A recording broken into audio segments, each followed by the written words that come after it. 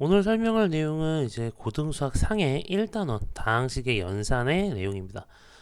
첫 번째 보시면 이제 다항식의 덧셈과 뺄셈에 대한 계산을 하기 전에 먼저 여기서 사용하고 있는 용어들에 대한 내용들이 좀 나와요. 그래서 단항식이 뭐고 다항식이 뭐냐 이런 것들부터 구별해야 된다라는 소린 거고요.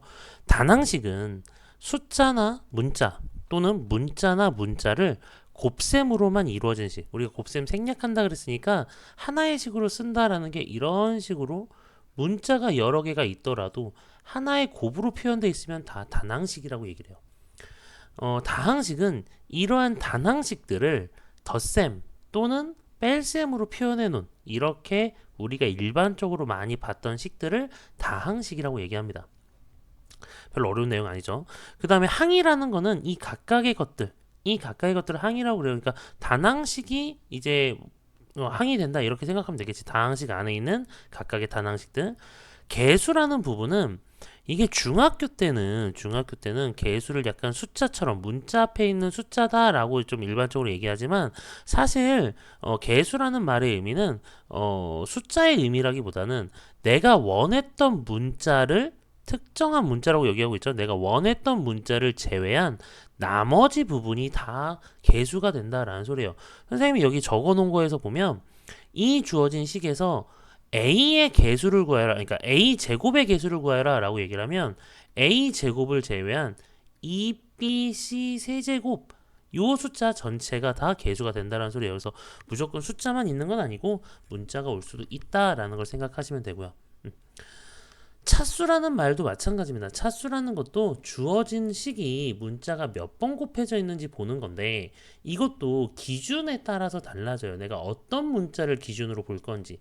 지금 여기 뭐 x밖에 없으니까 x에 대해서 가장 높은 게 2차식이다 이렇게 얘기하면 되는데 이 밑에 걸로 왔을 때 주어진 식이 아무 조건 없이 몇 차식이냐라고 물어보면 여기 주어진에서 x가 3개 곱해져 있으니까 3차 x 2개, y 2개니까 총 4차. y 4개 있으니까 4차. x랑 y 한 번씩 곱해졌으니까 2차. 그럼 전체적으로 보면은 제일 큰 게 4차식인 거죠. 아무 조건 없으면 4차식이다 라고 얘기하는 거예요. 근데 이거를 내가 x에 대해서 몇 차식이냐 라고 물으면 x에 대해서는 3차가 가장 크죠. 3차, 2차, 1차 이렇게 있으니까 그래서 x에 대해서는 3차식이다. 이렇게. y에 대해서는 몇 차식이냐? 지금 y에 대해서는 지금 요 놈이 4차식인 거죠. 그래서 y에 대해서 4차식이다. 이런 식으로. 그러니까 어떤 조건을 기준으로 얘기했는지, 그죠? 지금 요 4번이 선생님이 아무 조건 없이 얘기했다라는 말이랑 약간 연결돼요. x, y 문자가 있으니까. 그래서 이런 식으로 판단하는 게 이제 차수가 됩니다. 여기서 이제 상수항이라는 말이 나오고 상수항은 문자가 없는 거, 다시 말해서 숫자로만 있는 걸 상수항이라고 얘기를 해요. 그러니까 우리 그냥 숫자만 있는 것들을 당연히 상수라고 얘기했던 것처럼 상수항이다라고 얘기하는 거고, 동류항은 우리가 이제 계산을 할 때, 특히 덧셈 뺄셈을 할 때 중요한 거죠. 문자와 차수가 모두 같을 때 우리는 동류항이라고 얘기하고요. 동류항들끼리는 덧셈 뺄셈이 가능하죠. 그 내용들을 이제 얘기하고 있을 겁니다. 그래서 첫 번째 나오는 단어들을 막 달달달 외울 필요는 없지만 그래도 어느 정도의 의미는 알고 있어야 된다라는 소리입니다. 넘어갈게요. 우리가 다항식을 정리할 때 두 가지 방법이 있는데 첫 번째는 내림차순이라는 게 있고요. 두 번째는 오름차순이라는 게 있어요. 우리가 그동안 써왔던 것들이 거의 대부분 내림차순일 거예요. 어떤 거냐면 큰 거부터 이렇게 써가는 거, 차수가. 큰 거부터 이런 식으로 써서 나타낼 수 있는 거를 내림차순이다 라고 얘기합니다. 그럼 오름차순은 반대겠죠. 숫자, 상수항부터 차수가 커지는 애들을 순서대로 적어가는 걸 오름차순이다 라고 얘기한다. 여기 나와 있는 것처럼 특별한 언급이 없다면 내림차순을 정리해서 씁니다. 답을 쓸 때. 그러니까 내가 답을 쓸 때 그럼 아무 특별한 언급 없으니까 아무거나 쓸까? 3x제곱 플러스 4 플러스 3x 이렇게 쓰는 게 아니라 특별한 언급이 없으면 내림차순을 정리해서 쓸 거다. 그래서 식들을 정리할 때 우리가 뭐 예를 들어서 여기에서 y가 이렇게 두 개가 있잖아요. 이거를 이 플러스 x로 묶어줄 때 부호까지 이렇게 잘 묶어줘야 된다라는 거. 그죠? 여기는 지금 y라는 애가 x를 묶어야 되죠? 선생님 지금 밑줄 잘못 쳤죠? 그죠? 요 x에 대해서 이제 내림차순 때 x로 묶을 때 플러스 x로 묶으면 마이너스 y 플러스 4가 묶인다. 그지? 이런 것들 조심해서 보시면 될 것 같고요. 그죠? 오케이. 다음 넘어와서 이제 덧셈과 뺄셈. 아까 우리 덧셈과 뺄셈 얘기했을 때 기본적인 것들은 괄호가 있으면 괄호부터 풀 거고요. 물론 요거 앞에 지수를 먼저 정리하는 것도 있습니다. 지수들을 먼저 정리를 하고요. 그 다음에 괄호가 있으면 괄호를 풀고요. 동료들끼리 정리한다. 덧셈, 뺄셈 이런 거 한다는 소린 거죠.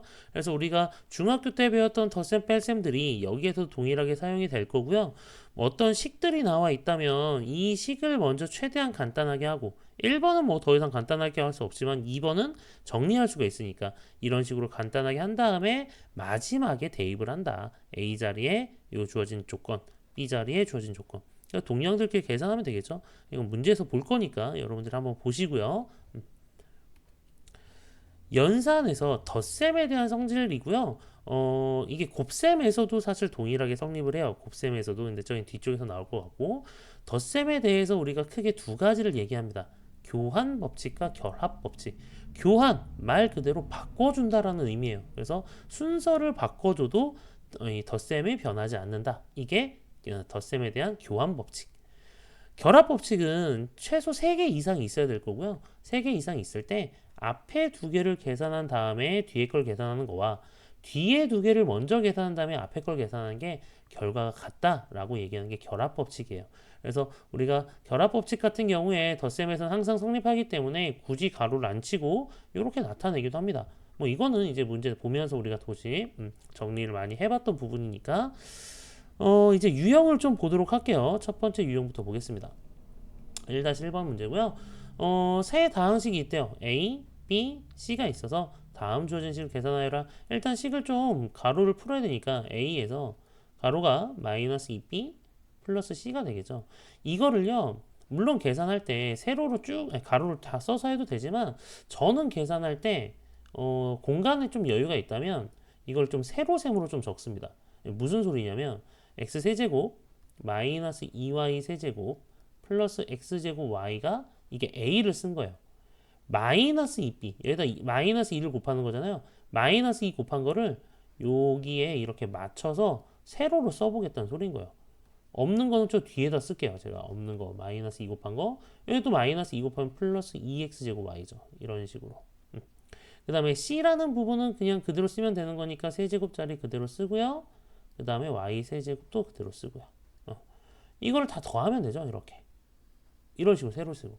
그러니까 세로셈으로 쓰는 이유는 동류항들을 좀 빨리빨리 찾기 위해서요. 뭐 가로로 써도 상관은 없지만 조금 빨리 찾기 위해서.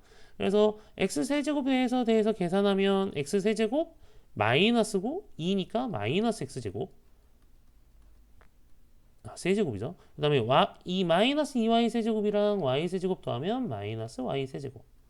그 다음에 x제곱 y랑 2x제곱 y 더하니까 3x제곱 y. 그 다음에 이거 하나밖에 없었죠? 그냥 그대로 쓰시면 돼요.